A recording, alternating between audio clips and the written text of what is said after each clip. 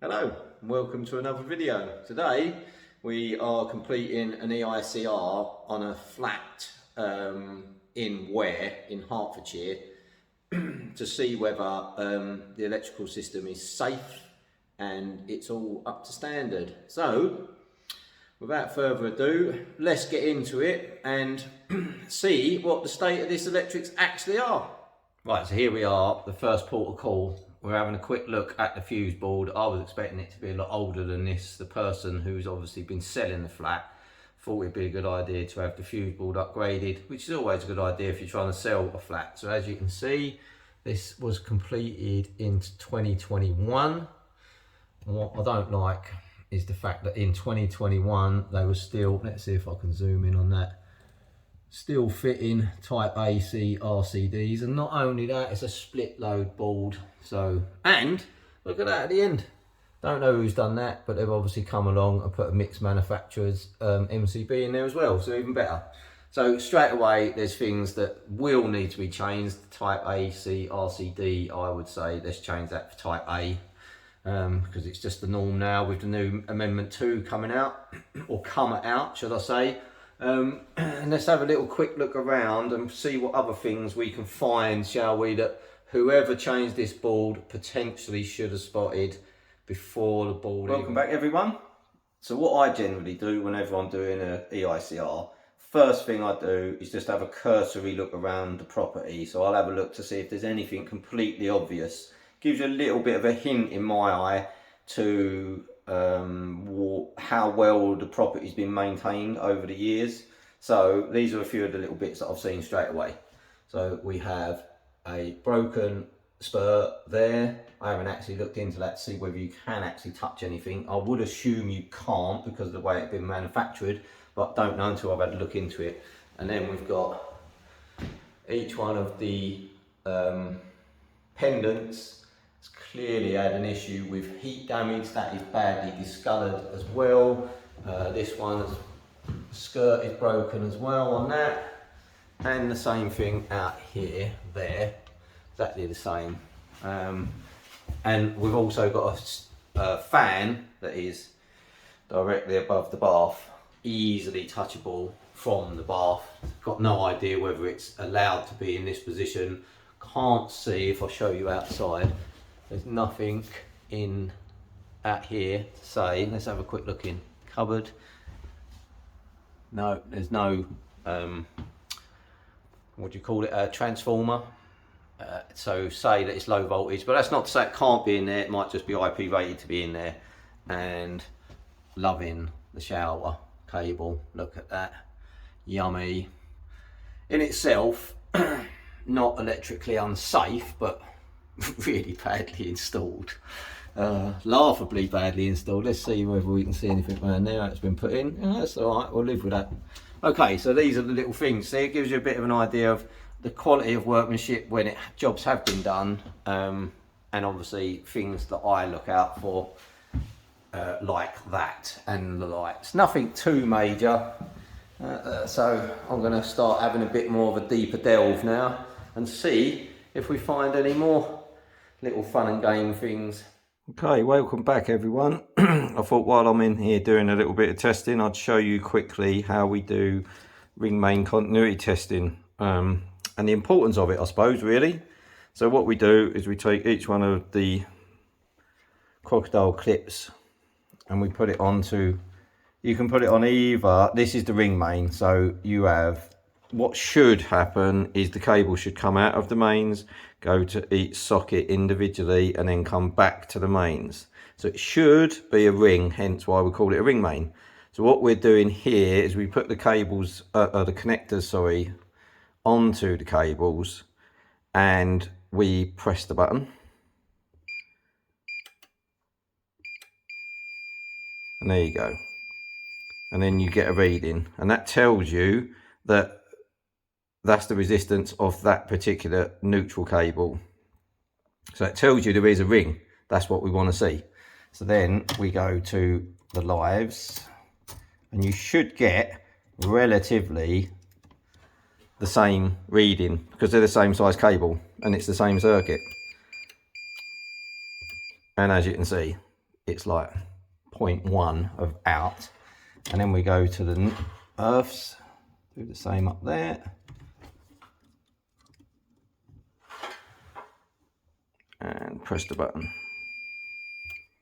And there you go, 0.45, which is actually spot on what it should be, because your live and neutral readings, your earth reading should be roughly 1.67 times the reading of your live and earth, and 0.46 I think it turns out at is the 1.67 bigger. So I'll just write that down, 0.45.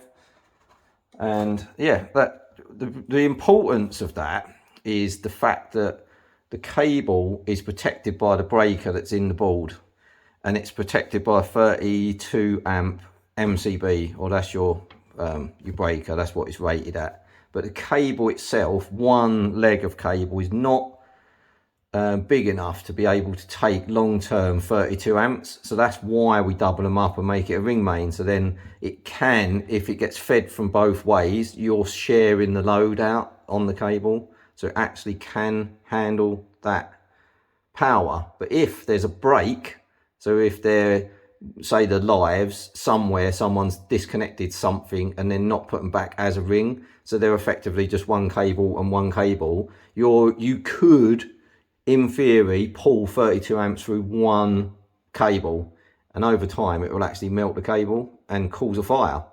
That's why these tests are really quite important, in order for you to know that the cables themselves are protected adequately.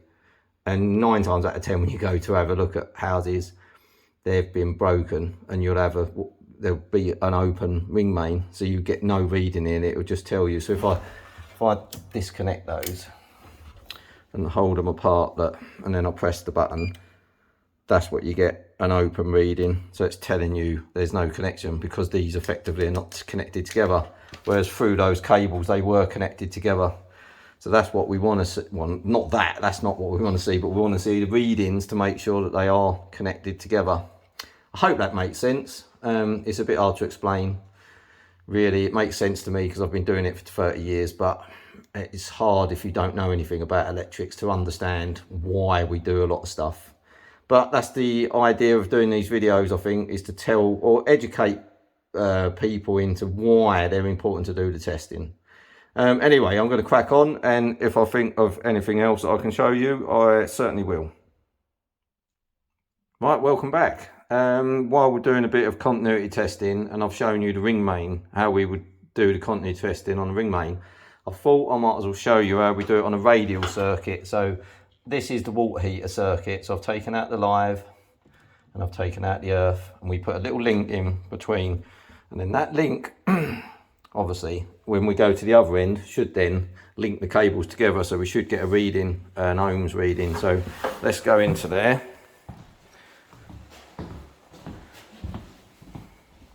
So here we are, this is the water heater cupboard.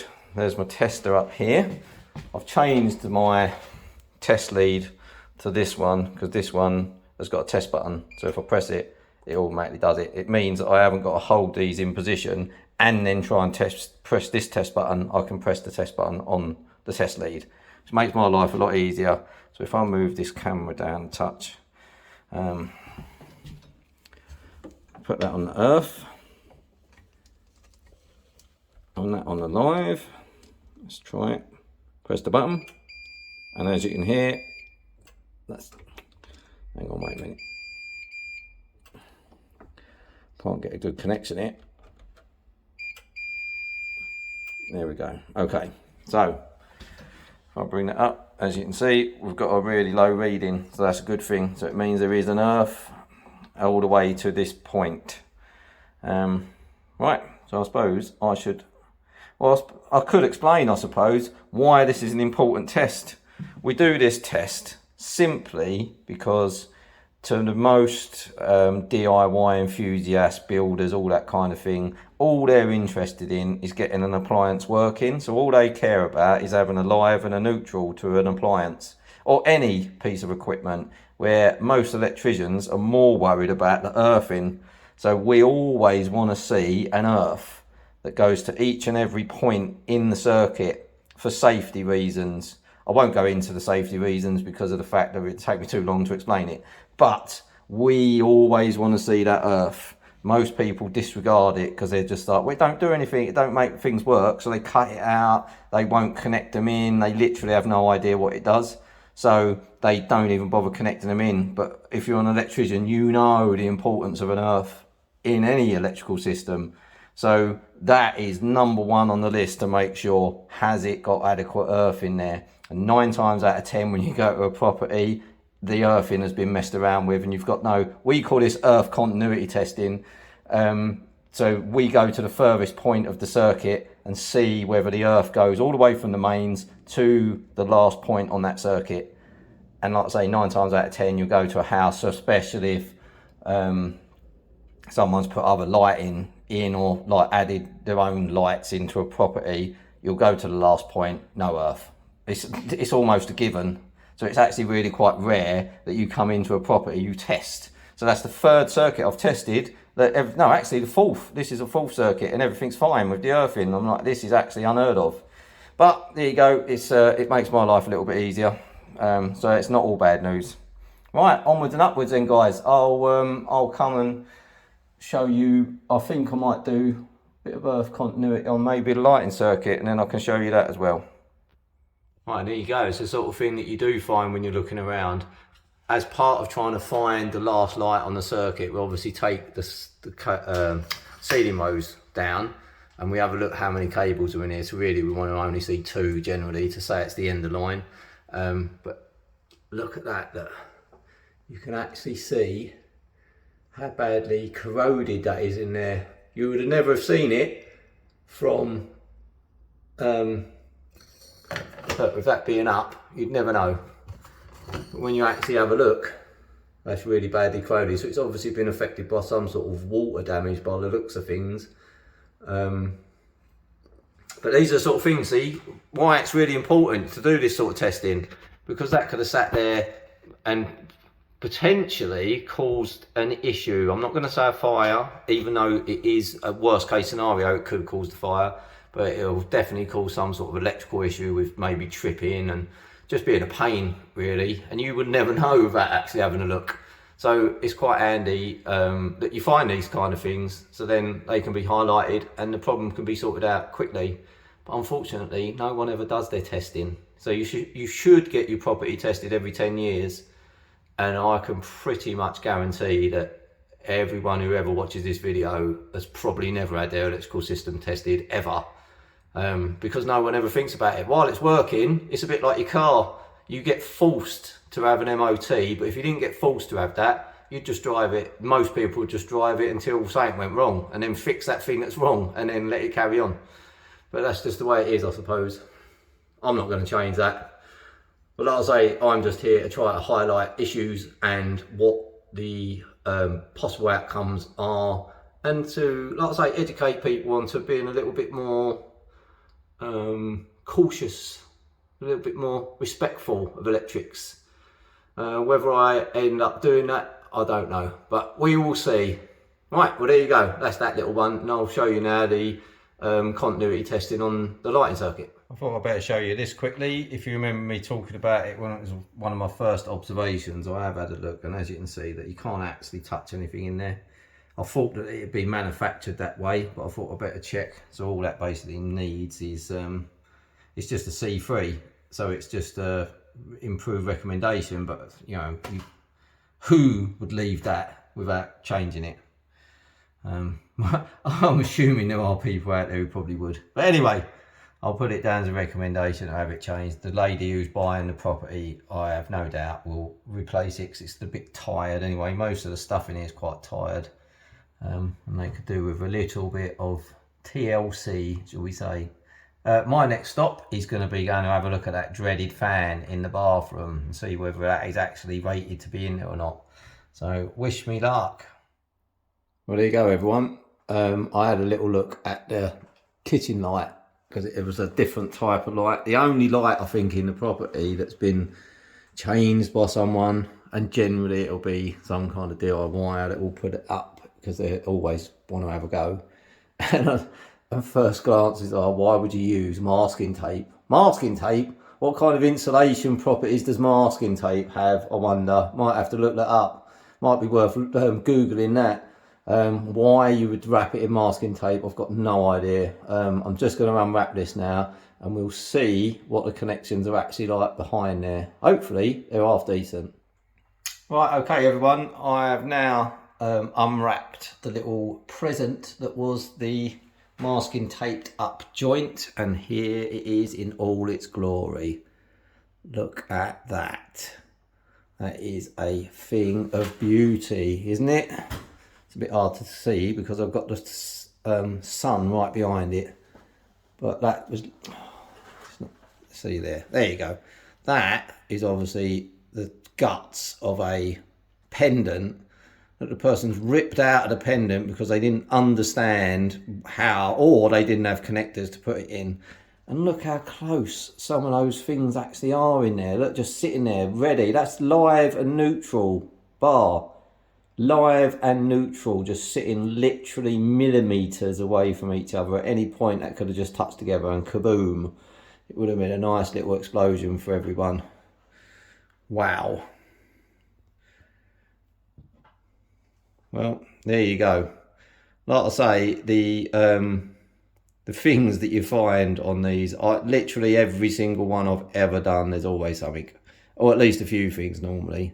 And this one was doing all right until that. But my intuition, see, I just looked at it and thought, yeah, I bet someone's put that up rather than an electrician. So I thought I better have a look. I'm going to have to put other connectors on there to at least make it reasonably safe.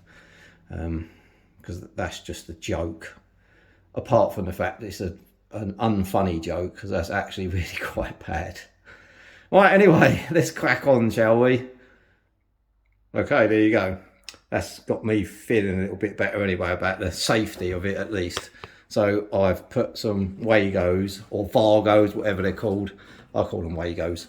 I've stuck them on, and then at least that's, you've got no live parts you can actually touch, then it makes it a little bit safer.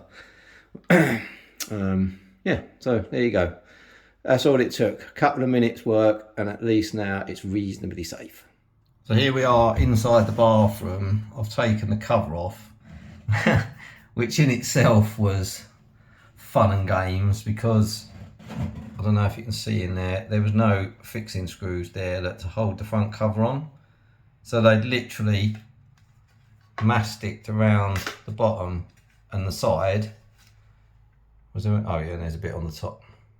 Oh no, there's not. It's just a load of rubbish that's on there. So they literally just masticed it to the wall. I can't actually see anything in here that tells me that it can be in a bath area. Normally they'll have some sort of IP rating written on them, but by the fact it's Avenue, which is like a really cheap make, and it doesn't look to me like it's in any way, shape or form IP rated, and even if it was, it would only meet IP rating if it was actually fixed to the wall properly. But anyway, that aside, whether it's made to be in here or not, which I very much doubt, you can actually see that it's burnt out. It's not even working. So it needs replacing anyway. So that's going to go on the list as a job that needs to be done.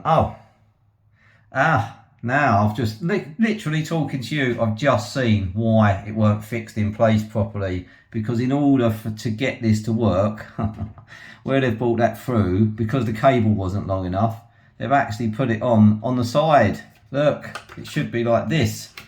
And the grill was like that. So that's why they masticed it, because you couldn't put fixings in it. Really, really, really. Oh well, it's all fun and games, isn't it? Why wouldn't you just extend the cable? Don't know. Who knows? This job really does, it makes me smile sometimes. The ingenuity of people, or lack of ingenuity in some cases, of some people is just brilliant. And it does, it just makes me giggle. So that's all good. Anyway, right. Now that we've sorted that little problem out, I'll crack on with the other stuff that I've got to do, which in fairness ain't a lot.